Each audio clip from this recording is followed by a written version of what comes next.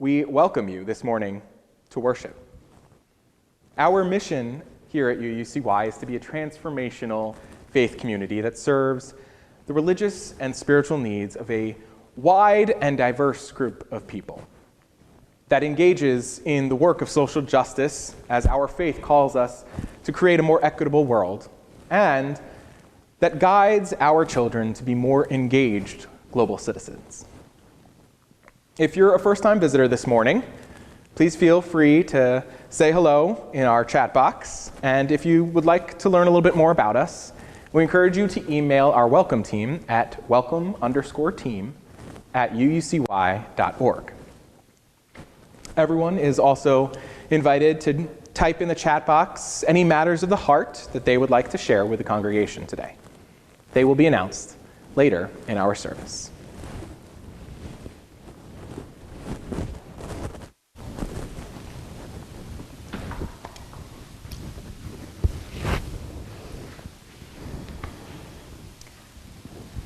Good morning. I am the Reverend Jen Raffensperger. I am the minister of the Unitarian Universalist Congregation of York, and I invite you to settle in, to make yourself comfortable in body and allow your spirit to absorb the sounds of the bell as we prepare ourselves for worship this morning.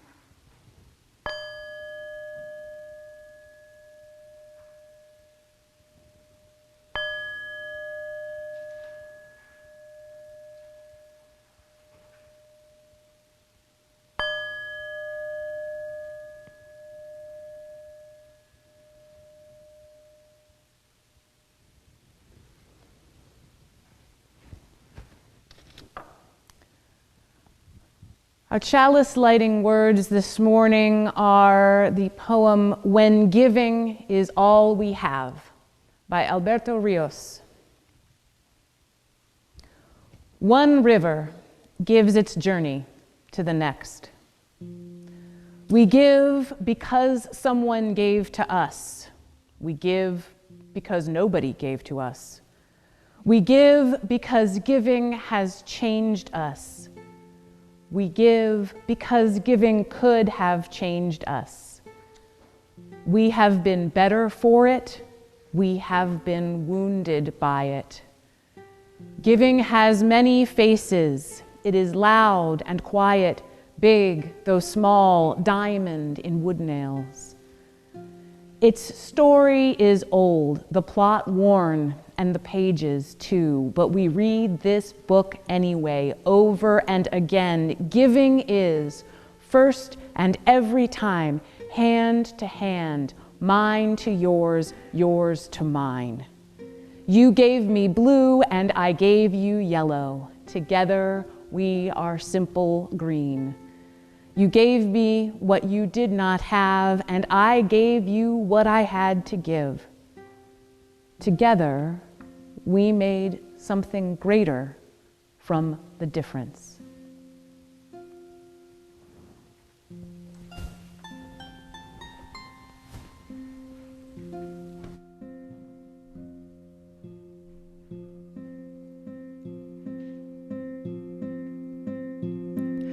Chalice flame burning bright, symbol of my own light, light around me, light aglow, light that shines as I learn and grow.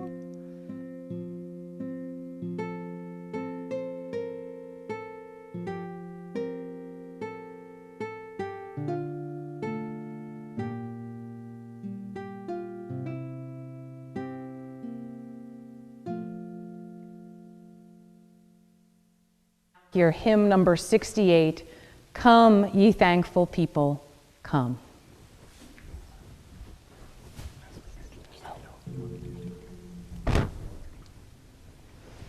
Come, ye thankful people, come, raise a song of harvest home. Fruit and crops are gathered in, safe before the storms begin.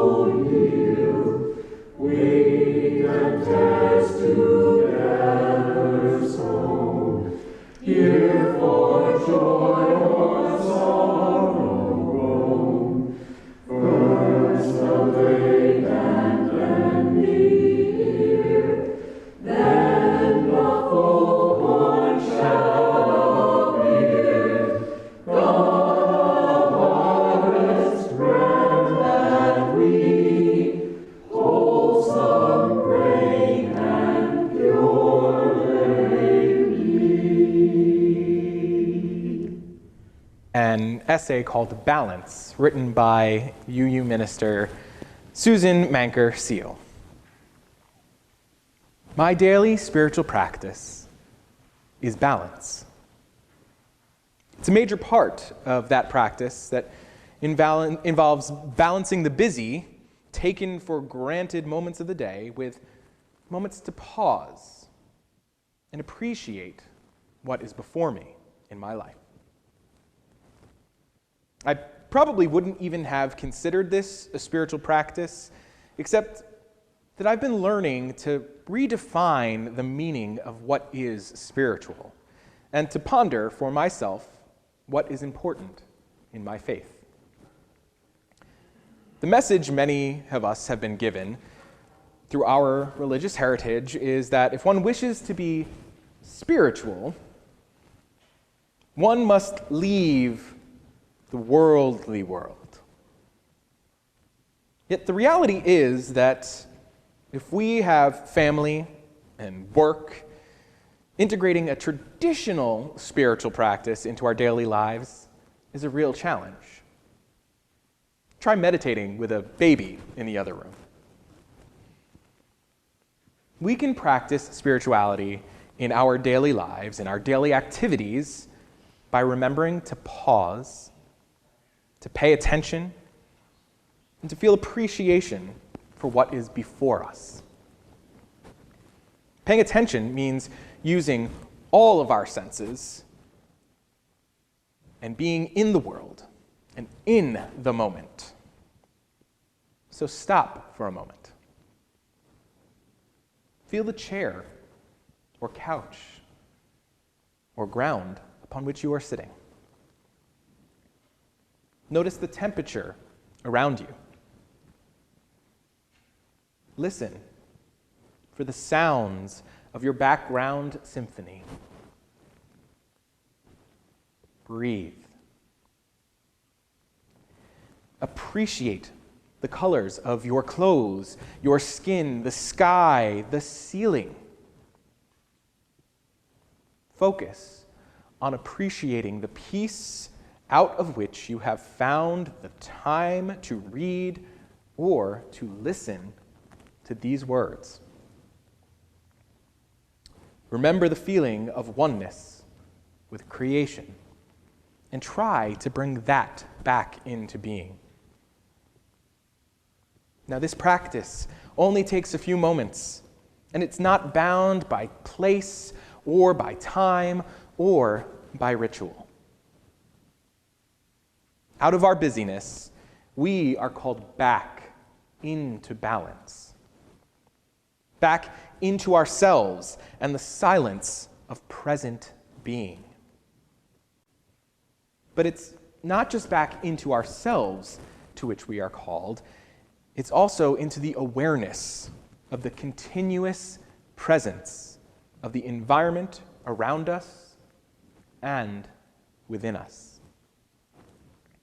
We're called to remember our relationships, our dependencies.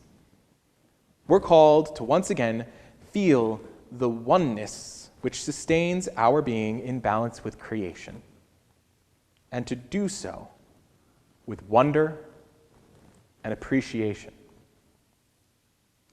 A little bit later today, you are all invited to come to our first annual bonfire, and the universe, God, the mystery beyond, whatever you want to call it, has blessed us with absolutely gorgeous weather for this. We will be engaging in a craft together, and I encourage you now to think about it for when you come so that you are ready to participate. Everyone will be given a 4x4 small, thin canvas on which they may draw or paint or write that which for they are thankful, for what they are grateful. And from that gratitude, we will create a beautiful mosaic, which we will hang here in our sanctuary as a reminder of the gratitude with which we hold as a community, individually and communally. For that is the sacred dance of Unitarian Universalism. I encourage you all to think about that. If you are unable to join us this afternoon at 11:30, stop by the office some point the week following Thanksgiving, and we will have additional canvases for you to pick up and add your gratitude to our gratitude mosaic. Blessed be, and amen.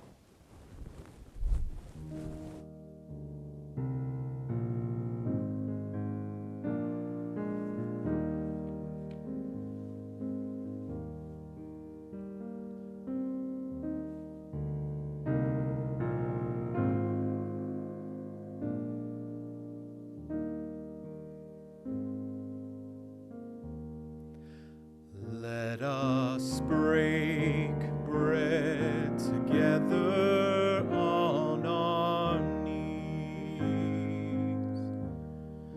Let us break bread together on our knees. When I fall on my knees with my face to the rising sun, oh Lord, have mercy on me.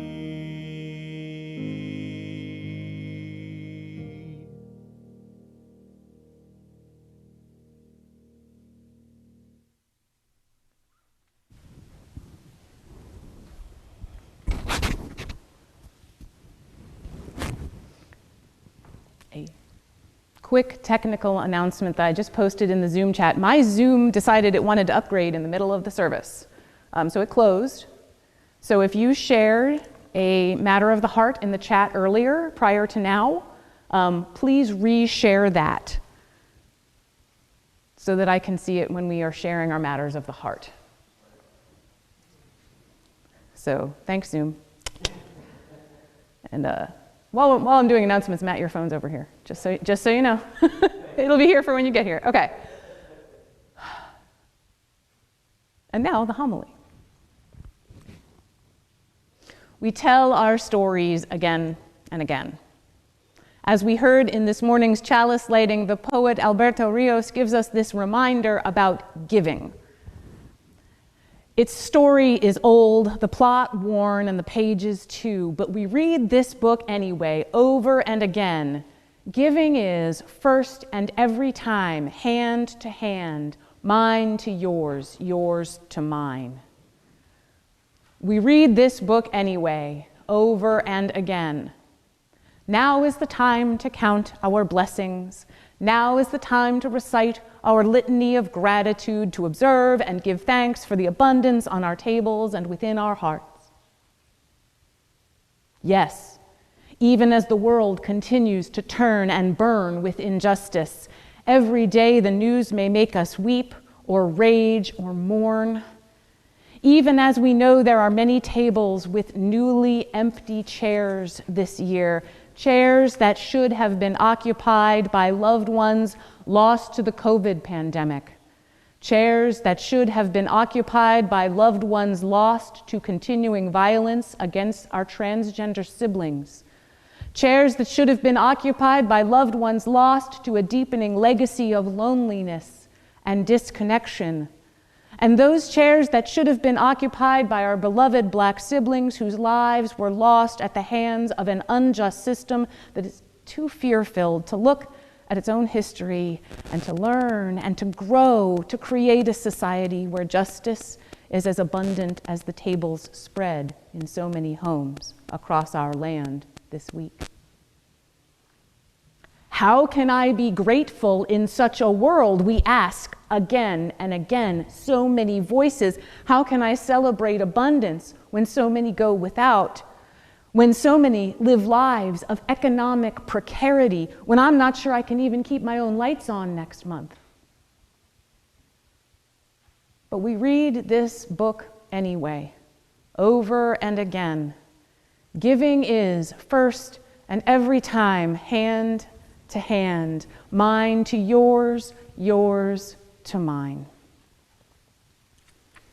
My hand to yours, yours to mine. We read this book over and over again, not just because we are told to, but because it is a comfort. With its worn covers and cracked spine, we read this book because we humans wrote it. We created it. We did not create abundance, but we taught ourselves to honor it, to celebrate it, and to cultivate gratitude for it. And we developed rituals to celebrate the abundance that comes unearned through nature's flourishing, and we designed rituals to formalize our gratitude for that flourishing. The act of gratitude can feel cliched, I think, at times, and I suspect that when I feel that within myself, it's a good time to remind myself that gratitude may be easy enough to dismiss when one has never been in doubt of the abundance of life. It may be harder to dig up gratitude when the soil we are tilling is rocky, but it is still there, and it may shine the brighter for the effort it took to unearth. I love that this congregation, this faith community, holds a special ritual of communion, of coming together around which we hold that which we hold sacred. We do one for each season of the year. We have a water communion and a fire communion that celebrate those elements of life. In the spring, we have a flower communion and take time to celebrate and honor the element of earth. And so our annual bread communion, and I'm honored and grateful to be a part of it for the first time, our autumn bread communion honors the element of air. Maybe you feel like we've all talked, thought, read, and written too much about air, specifically about airborne viral drops that have so profoundly shifted the life of our world the last few years. And I do want to name that this year's bread communion will feel different and strange if you are familiar with earlier rituals. Surely last year's did as well, and I want to make space for any grief you may feel. But maybe you've never been to a bread communion before, here at UUCY or in another Unitarian Universalist congregation or in another type of faith community. Maybe a bread communion brings up specific practices associated with the religious context of your childhood. For me, personally, I have not been a part of a UU congregation that celebrated a bread communion before. And I thought when I learned that, what a gift. Your hand to mine, mine to yours.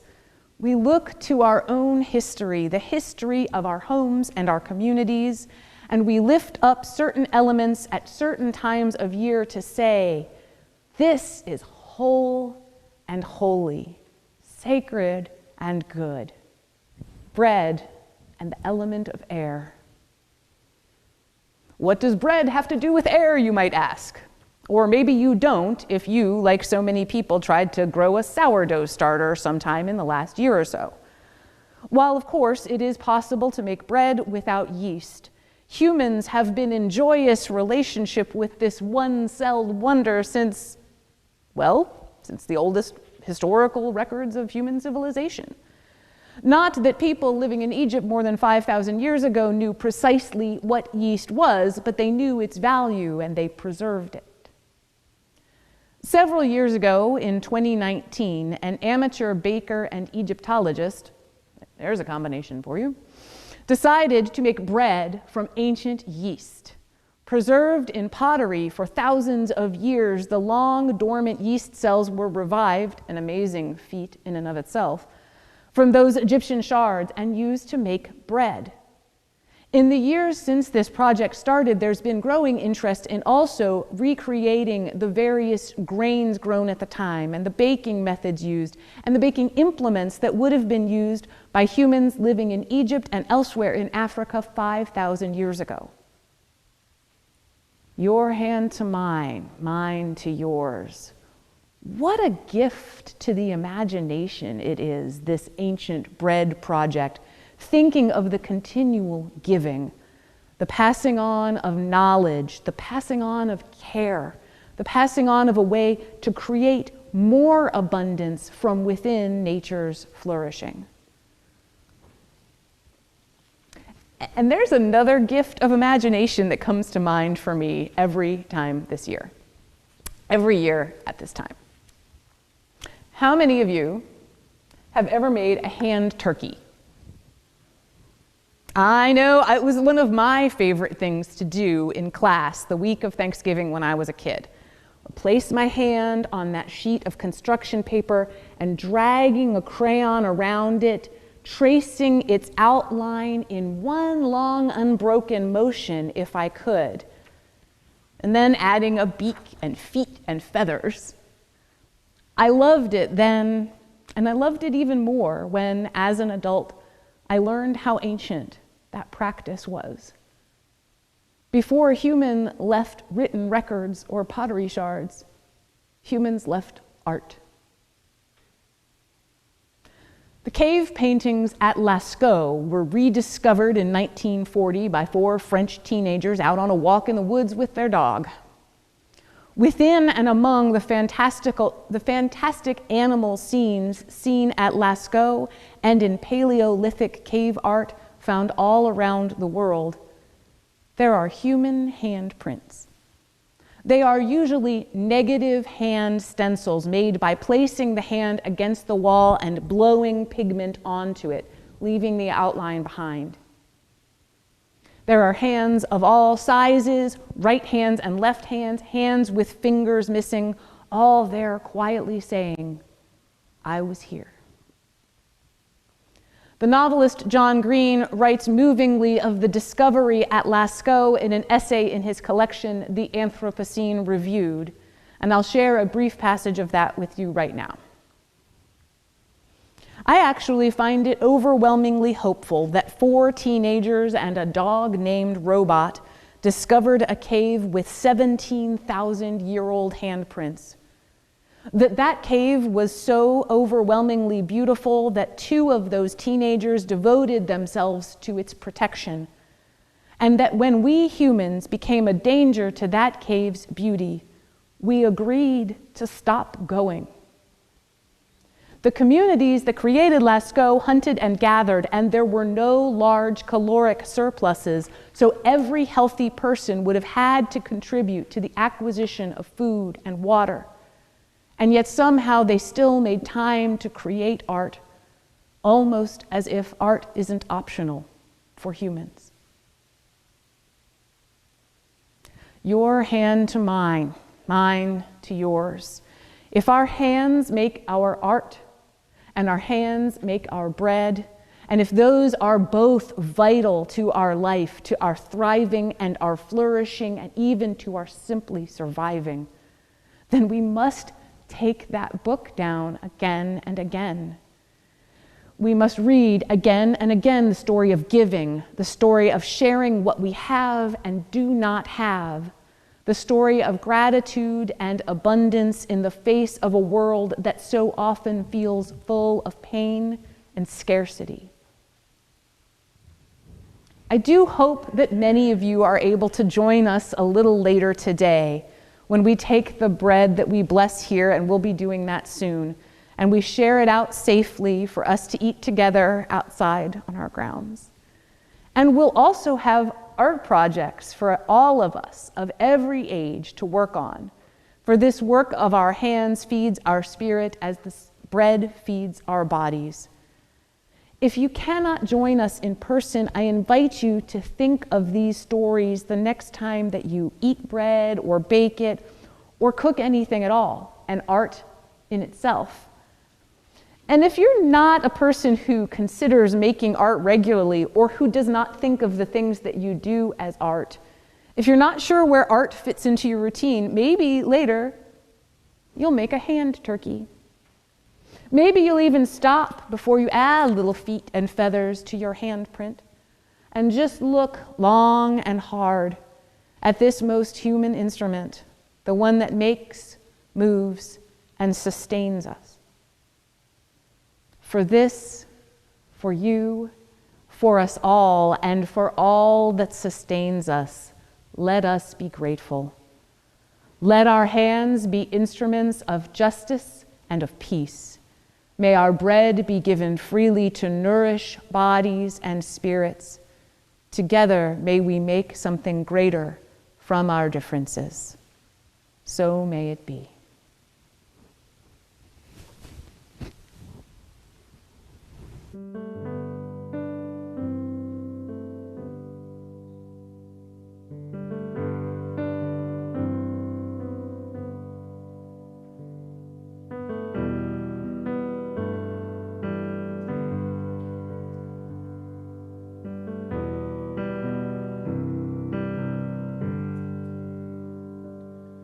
We will call this place our home, the dirt in which our roots may grow.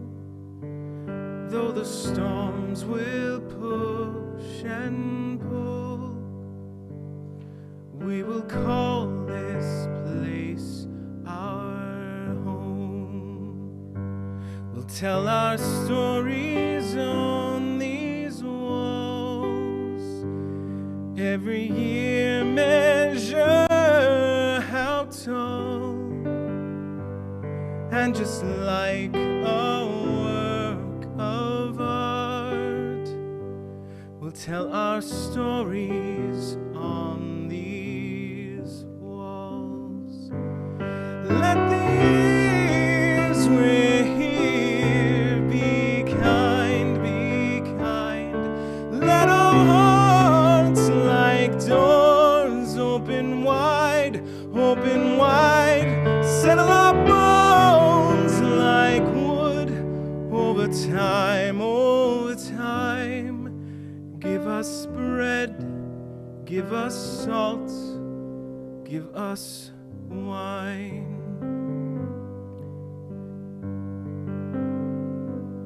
A little broken, a little new. We are the impact and the glue, capable more than we know.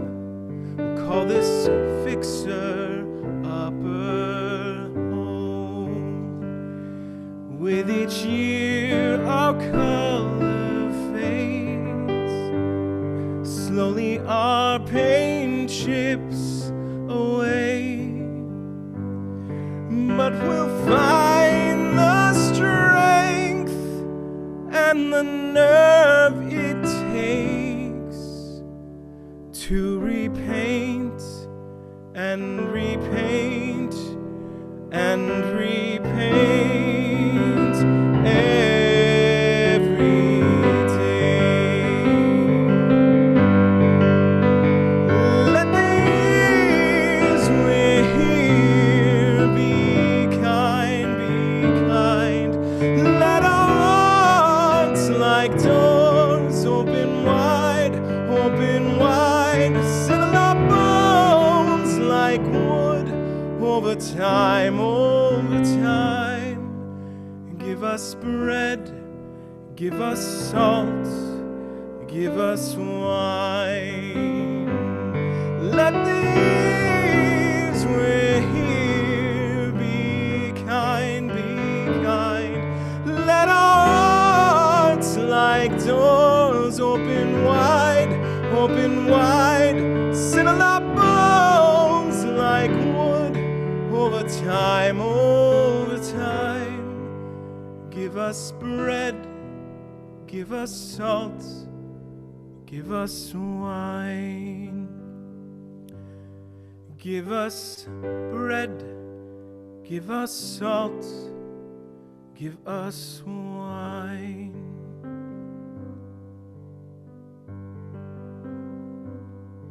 Smaller than dust on this map lies the greatest thing we have, the dirt in which our roots may grow, and the right to call this home.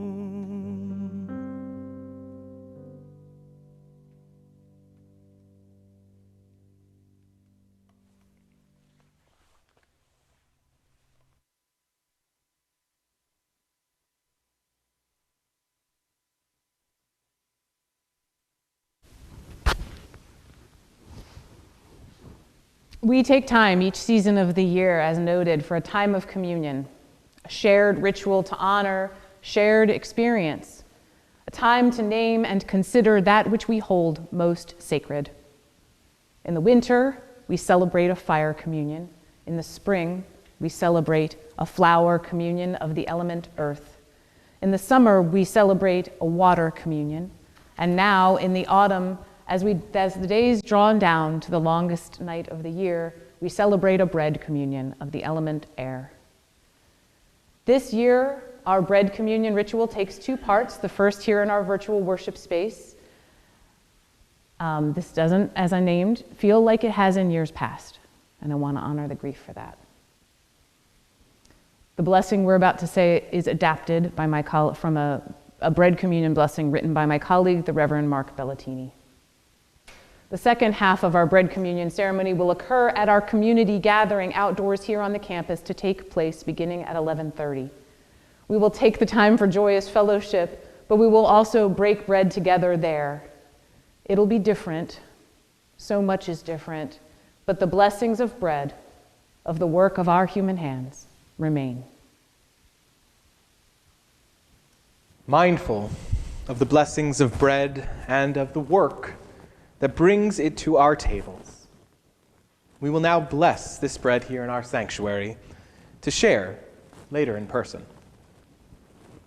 In a world where the wheat and the weeds grow in the same field, where suffering and greed often seems to us to be as plentiful as joy and justice, the call to bless comes to us, swelling in our hearts, the call to single out the graciousness of this life with words of thanksgiving and beauty. By blessing this loaf, we call for an end to all the injustices which deprive any of our siblings and cousins anywhere and their unconditional right to bread, to shelter, to the comfort of love and of work and of support and equity. As this bread was once scattered across the field and thence through the effort of work gathered and brought forth to this table as nourishment, so may the people of our common earth scattered across the fields be gathered through the marvelous effort of mercy into a world where neither nourishment nor justice nor love is rare. Let us give thanks. For the sun, like an orange, hanging against the granite sky. For moon, like a grin of Cheshire cat. For elm trees, black against an impossible blue. For song of whale, lark, and wind. For muscles set hard against the chill of night. For blood in the cup of our steady hearts. For scent of new-mown grass, of flame in our lungs. And for the taste of fresh baked bread. For all these tender mercies, we give thanks.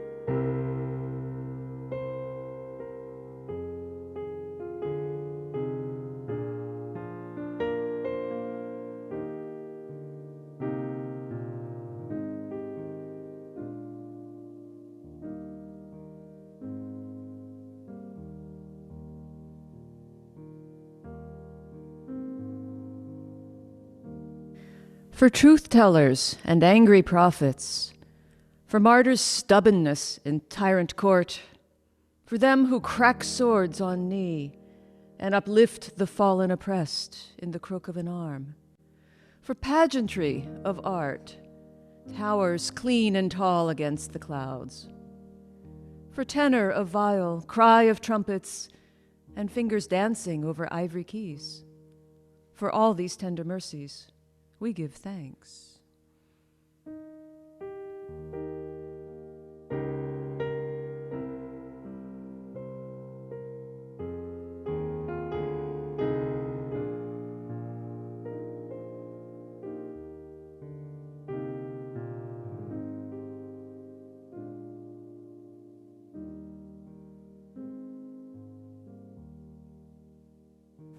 For sting of conscience deep planted, for dreams which soar and enchant and reveal, for tears which cleanse, for laughter which brings aches to the side, for empathic glances and sudden embraces, and for the rude joy of love in an indifferent world.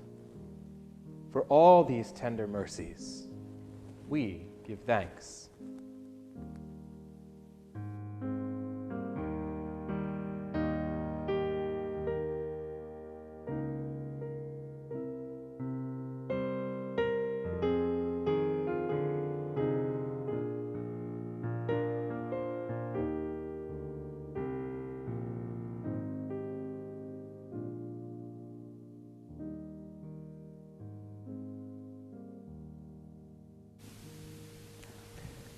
Whatsoever does not move, whatsoever does not change, whatsoever does not transform, is not alive.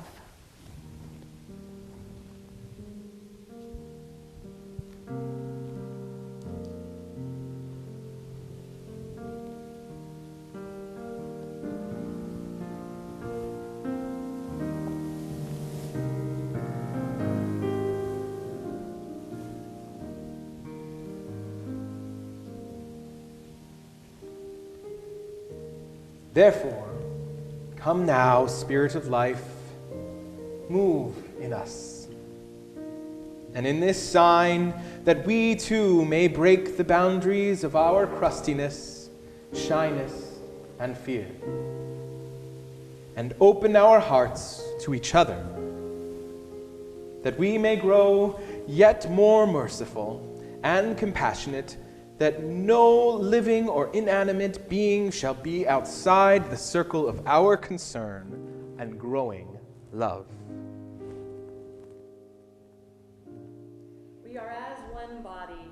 The rhythm that moves our hearts moves the hearts of those closest to us and moves the farthest star in its path. Take therefore and eat as a pledge to the growth of mercy in the world.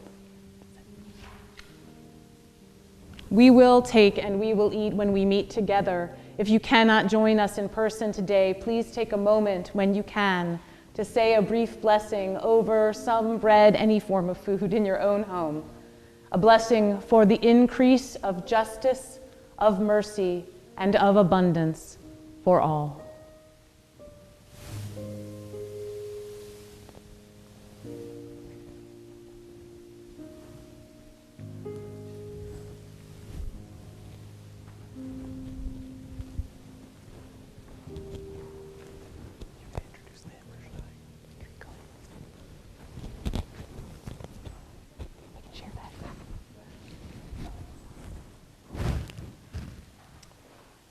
We now encourage you all to sing along with a hymn, number 347, Gather the Spirit, as led by our choir and Gretchen.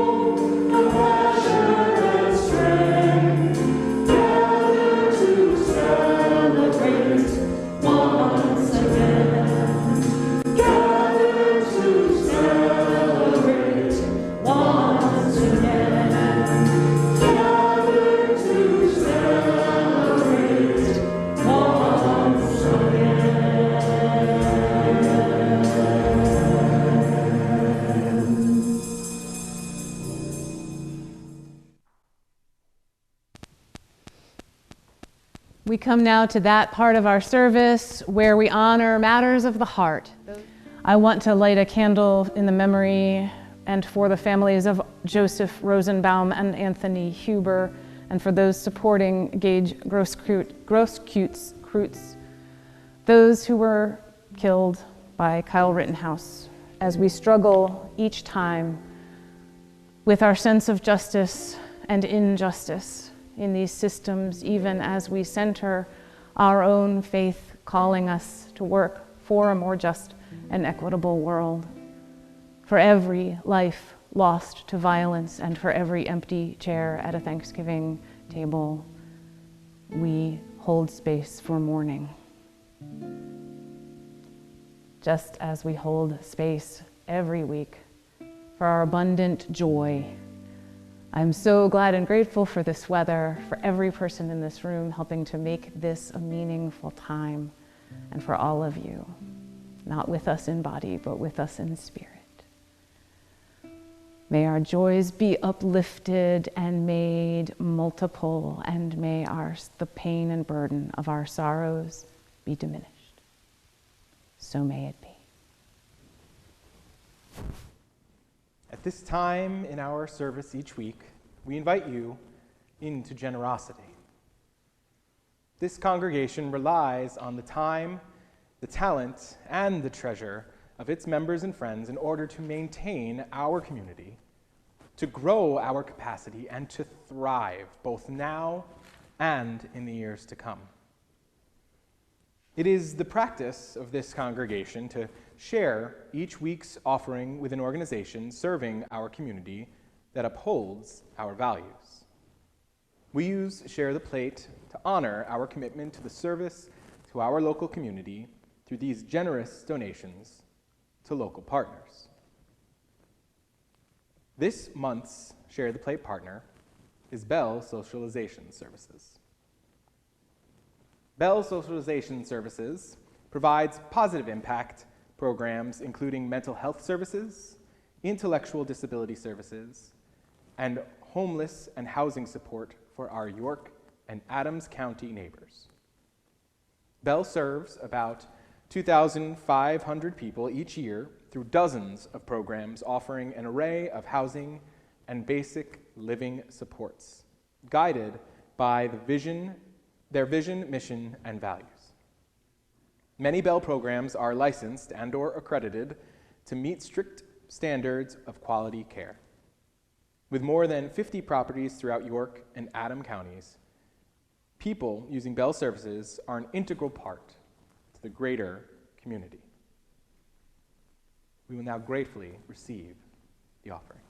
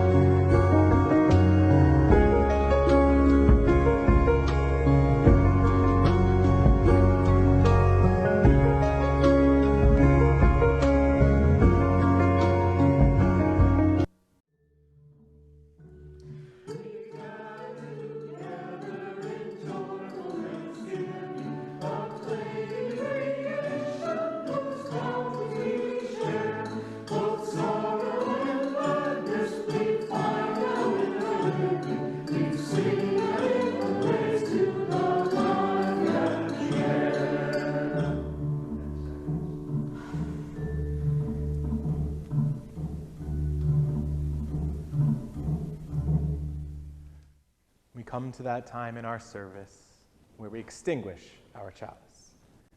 I encourage you to share the words at home. We extinguish this flame, but not the light of truth, the warmth of community, or the fire of commitment. These we carry in our hearts until we are together again.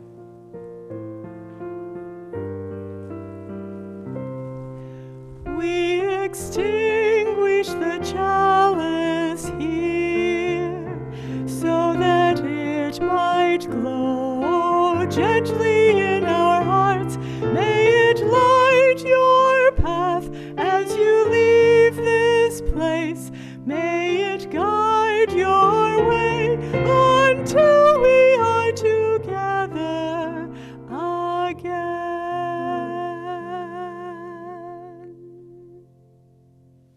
We gather together and then we move forth into the world Let us be grateful for all of that time, for our abundant blessings, and for the reminders to continually work for a more just and abundant world for all. So may it be.